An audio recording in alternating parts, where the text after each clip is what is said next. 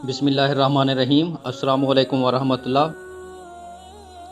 حضرت انس رضی اللہ تعالیٰ عنہ سے روایت ہے کہ انہوں نے حضرت قتادہ رضی اللہ تعالیٰ عنہ سے کہا، آج میں تم سے ایک ایسی حدیث بیان کروں گا کہ میرے بعد کوئی تم سے بیان نہیں کرے گا۔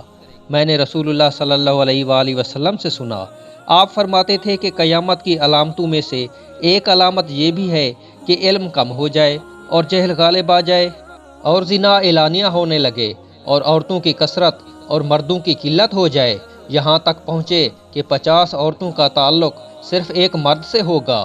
حضرت عائشہ رضی اللہ تعالی عنہا سے روایت ہے کہ انہوں نے بیان کیا کہ ایک عورت اپنی 2 بیٹیوں کے ساتھ مانگتے ہوئے آئی، اس نے میرے پاس سوائے ایک کھجور کے کچھ نہیں پایا، تو میں نے وہ کھجور اسے دے دی۔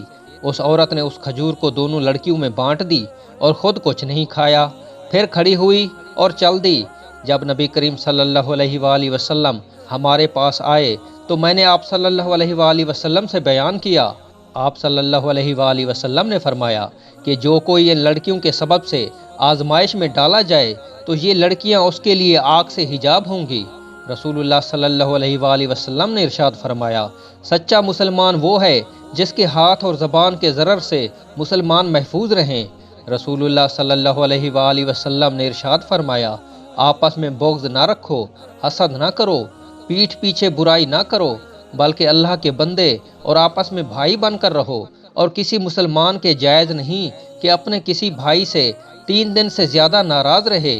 رسول اللہ صلی اللہ علیہ وآلہ وسلم نے ارشاد فرمایا، رشک 2 ہی آدمیوں پر ہو سکتا ہے، ایک وہ جسے اللہ نے مال دیا اور اسے مال کو راہ حق میں لٹانے کے پوری طرح توفیق ملی ہوئی ہے، اور دوسرا وہ جسے اللہ نے حکمت دی اور وہ اس کے ذریعہ فیصلہ کرتا ہے اور اس کی تعلیم دیتا ہے۔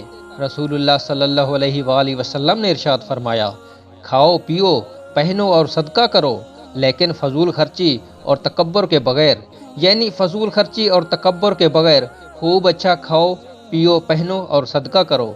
رسول اللہ صلی اللہ علیہ وآلہ وسلم نے ارشاد فرمایا، تمہیں اپنے کمزوروں کے طفیل سے رزق دیا جاتا ہے اور تمہاری مدد کی جاتی ہے۔ رسول اللہ صلی اللہ علیہ وآلہ وسلم نے ارشاد فرمایا، مسکین اور بیوہ عورت کی مدد کرنے والا اللہ تعالیٰ کے راستے میں جہاد کرنے والے کی طرح ہے۔